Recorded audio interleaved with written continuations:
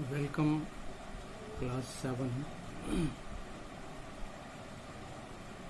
ये आज हम जो पहला लेक्चर सुनेंगे ये बायोलॉजी का पहला लेक्चर है। इसका चैप्टर है चैप्टर नंबर 1 टिश्यूज।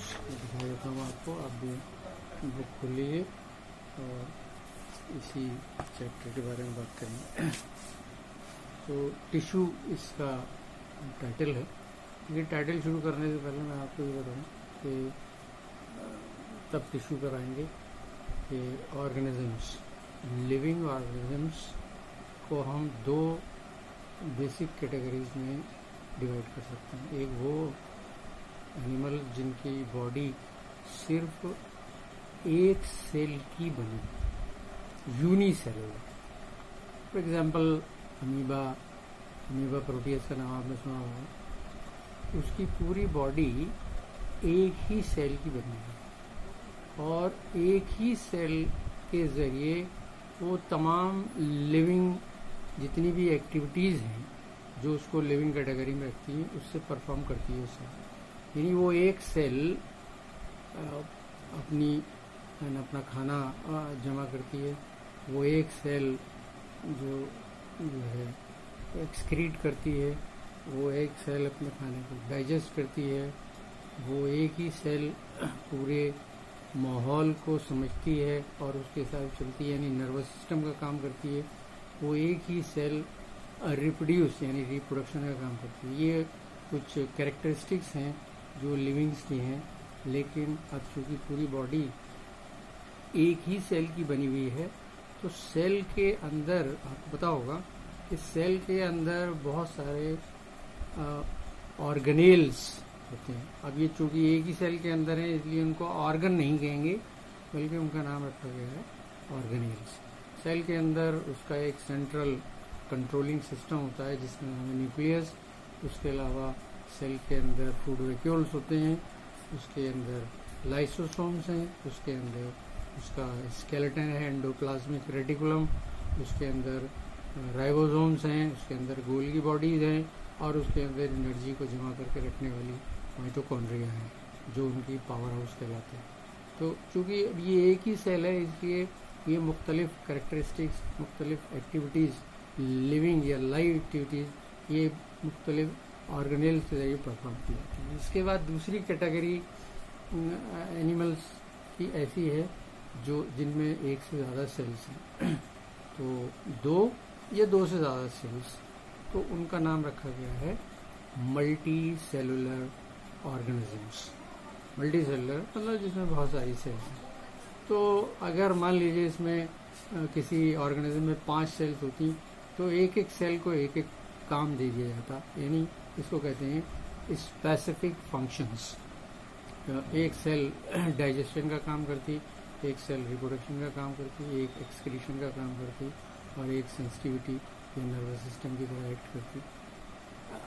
5 से ज़्यादा हों या बहुत सारी सेल्स हों तो फिर डिवीज़न होगा काम का बहुत सारी सेल्स में।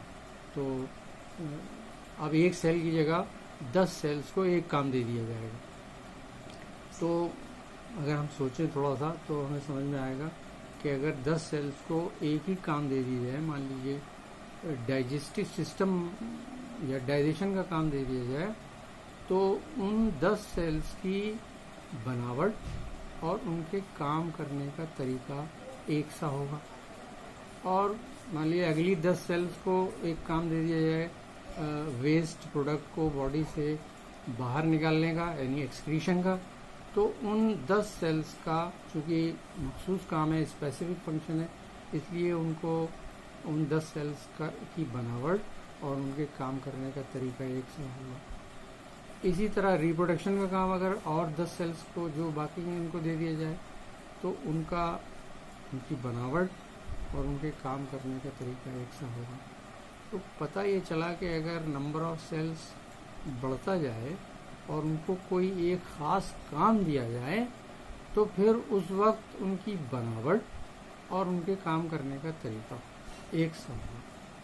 तो जो लव्स टिश्यू है वो इसी ग्रुप के लिए इस्तेमाल किया जाता है। यानी टिश्यू का मतलब है सेल्स का एक ऐसा ग्रुप जिसकी बनावट, जिनकी सेल्स की बनावट और जिनके काम करने का तरीका एक सा हो। अगर इसको बहुत ही टेक्निकली बोला जाए तो tissue is a group of structurally and functionally similar cells for some specific to perform some specific functions.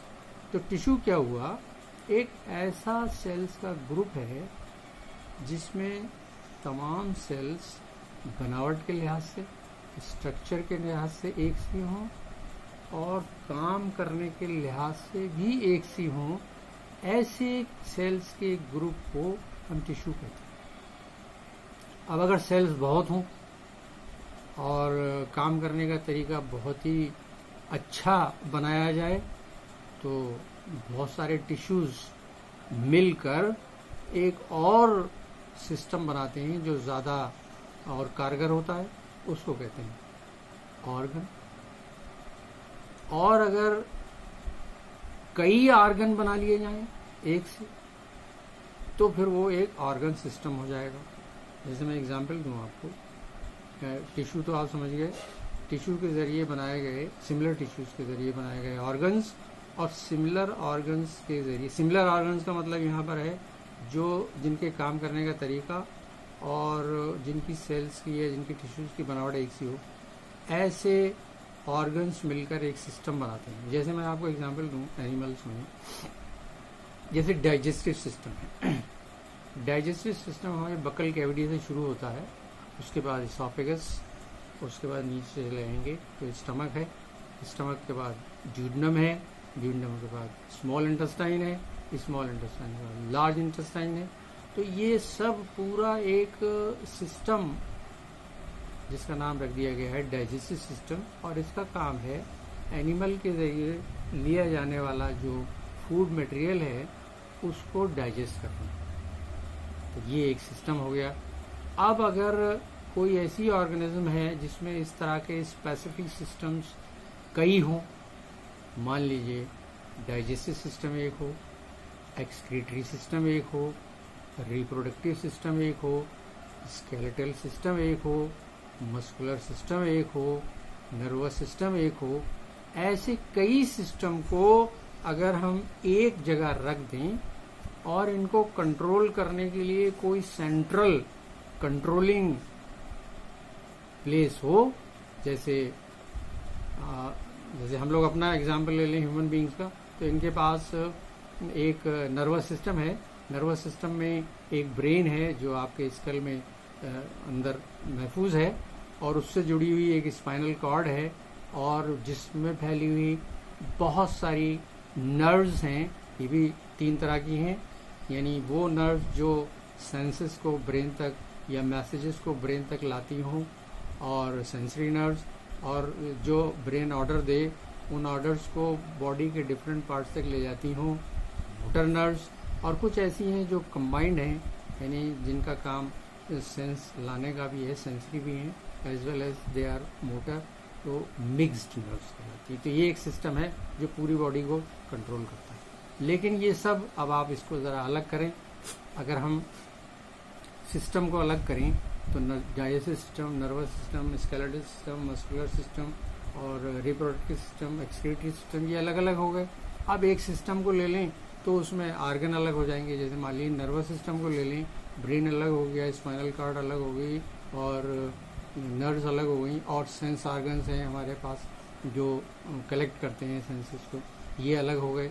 अब किसी एक ऑर्गन को ले लें और उसको एनालाइज करें तो हमें पता चलेगा इसमें बहुत सारे टिश्यूज़ हैं, और टिश्यूज़ हमने आपको बताया group of structurally and functionally, काम करने के हिसाब से और बनावट के लिहाज से।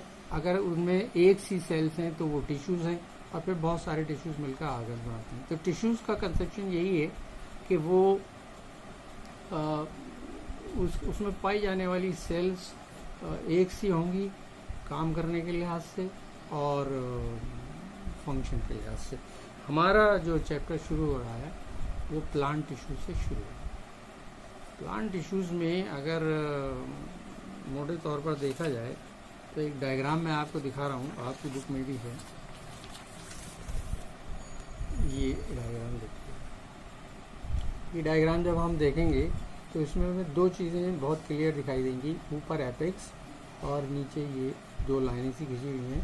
ये मैं आपको बताऊं, जो सिस्टम है हमारे पास टिश्यूज़ का प्लांट में, वो दो तरह के टिश्यूज़ पर बेस करता है। उसमें पहला है मेरिस्टेमेटिक टिश्यूज़ और दूसरे हैं परमानेंट टिश्यूज़। मेरिस्टेमेटिक टिश्यूज़ का नाम जब भी आपके जहन में आए या जब भी आप कहीं पढ़ें तो ये समझ लीजिएगा, ये ऐसे टिश्यूज़ होंगे जो जिनकी सेल्स, जाहिर है वो group of similar structurally functionally similar sales होंगे, तो इनकी सेल्स में डिवीजन की ताकत होती है। अगर ये कंटिन्यूसली डिवाइड कर रही हैं तो ये मेरिस्टेमेटिक टिश्यू है। अगर बिल्कुल टिप्स पर ये मौजूद हैं और टिप्स पर ये मौजूद होंगी तो टिप्स, स्टेम की भी टिप्स हो सकती हैं और रूट्स की भी टिप्स हो सकती हैं, तो ये दोनों टिप्स पर पाई जाती हैं और इसीलिए इनका नाम रखा गया है एपिकल मेरिस्टेमेटिक टिश्यू।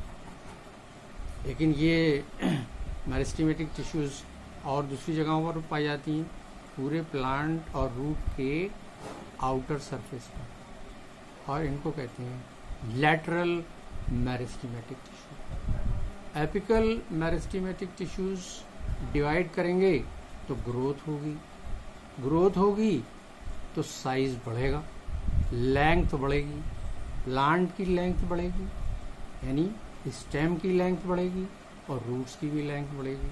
तो इससे जाहिर हुआ कि अगर कोई ऐसा मेरिस्टेमेटिक टिश्यू है जिसका नाम एपिकल मेरिस्टेमेटिक टिश्यू है, तो उससे साफ समझ लेना चाहिए कि वो प्लांट की ग्रोथ, लंबाई, हाइट में बढ़ोतरी कर रहा होगा। और एपिकल है तो लंबाई ऊंचाई ऊपर की तरफ, रूट्स की नीचे की तरफ, और लेटरल मेरिस्टेमेटिक टिश्यू है तो वो बॉडी को, प्लांट की, जैसे जैसे प्लांट बड़ा होता है तो फिर उसकी मोटाई, आपने देखा होगा स्टेम की, ब्रांचेस की मोटाई भी बढ़ती चली जाती है, रूट्स की मोटाई भी बढ़ती चली जाती है। गर्थ कहते हैं इसको, GIRTH, गर्थ, मोटाई। तो मोटाई बढ़ने में लेटरल मेरिस्टेमेटिक टिश्यूज अपना रोल प्ले करते हैं और एपिकल मेरिस्टेमेटिक टिश्यू उनकी हाइट बढ़ाने में, लंबाई बढ़ाने में मदद करते हैं। तो एपिकल मेरिस्टेमेटिक टिश्यू और लेटरल मेरिस्टेमेटिक टिश्यू, यानी मेरिस्टेमेटिक के बाद जो नंबर आता है वो है परमानेंट टिश्यूज का। अब देखिए, एपिकल मेरिस्टेमेटिक टिश्यूज जब अपनी सेल्स पूरी ग्रोथ को पहुंच जाती हैं, कंप्लीट हो जाती है इनकी ग्रोथ, तो फिर उनको डिवीजन की ताकत कम होती जाती है और फिर वो अपनी किसी ख़ास शक्ल में आके रुक जाती हैं। जब वो रुक जाती हैं तो फिर वो बनाती हैं परमानेंट टिश्यूज़। तो परमानेंट टिश्यूज़ में, ज़्यादातर परमानेंट टिश्यूज़ में डिवीजन की क्वालिटी ख़त्म हो चुकी होती है, लेकिन होती है। अभी आप आगे देखेंगे तो पता चलेगा कहीं ना कहीं कुछ सेल्स जो हैं वो नॉन लिविंग नहीं हुई है पूरी तरह से, हार्ड नहीं हुई है पूरी तरह से, बल्कि उनमें अब भी डिवीजन की ताकत है और वो डिवाइड कर सकती हैं, और इसीलिए उनको लिविंग सेल्स भी कहते हैं। तो दूसरा जो परमानेंट टिश्यूज़ हैं, तो परमानेंट टिश्यूज़ में फिर आप देखेंगे इनका और डिवीजन है। इनका ये फिर 3 तरह के होते हैं: protective permanent tissues, supportive permanent tissues और कंडक्टिव परमानेंट टिश्यूज़। तो प्रोटेक्टिव टिश्यूज़ में ज़ाहिर है पूरे प्लांट का प्रोटेक्शन होता होगा। प्रोटेक्शन के लिए ज़ाहिर है उसके बाहर, प्लांट के बाहरी सतह, बाहरी सरफेस पर कुछ ऐसी लेयर्स बन जाती होंगी जो उसको बाहर की चीज़ों से प्रोटेक्ट करती होंगी। इसको एपिडर्मिस कहते हैं। यानी प्रोटेक्टिव टिश्यूज़ का काम है बाहर की चीज़ों से, फॉरेन जितनी भी एलिमेंट्स हैं उनसे उसको बचा के रखना। और दूसरे नंबर पर है सपोर्टिव टिश्यू। किसी भी प्लांट को ज़बरदस्त ज़मीन पर खड़े रहने के लिए, हवा से बचने के लिए, पानी से बचने के लिए और दूसरे एनिमल से बचने के लिए कुछ सपोर्ट की ज़रूरत होती है। प्लांट सपोर्ट चाहते हैं क्योंकि उनको बहुत सारा वज़न सहना पड़ता है। उनकी अपनी ब्रांचेज होंगी, उनके ऊपर फ्लावर्स आएंगे, उनके ऊपर फ्रूट्स आएंगे, तो उनको बड़ी सपोर्ट की ज़रूरत पड़ती है। और फिर ज़मीन में, ग्राउंड पर रूट के साथ वो खड़े रहें, अपनी जो उनकी आइडेंटिटी है उसको कायम रखें। ऐसा करने के लिए उनको सपोर्ट की ज़रूरत पड़ती है। दूसरे तरह के टिश्यूज़ हैं सपोर्टिव टिश्यूज़। सपोर्टिव टिश्यूज़ में आप अगर बुक पढ़ेंगे तो आपको पता चलेगा कि सेल्स का कुछ डिफरेंशिएशन है और उनकी बुनियाद पर उनमें 3 कैटेगरी की या 3 तरह की सेल्स पाई जाती हैं। उनके नाम हैं पैरेन्काइमा, कोलेन्काइमा और स्क्लेरेन्काइमा। ये सपोर्टिव टिश्यूज़ हैं और ये अपनी बनावट के लिहाज से प्लांट को तरह तरह से सपोर्ट करते हैं। और उसके बाद है नंबर 3 पर कंडक्टिव टिश्यूज़। तो कंडक्टिव टिश्यूज़ के बारे में हम दूसरे लेक्चर में बात करेंगे।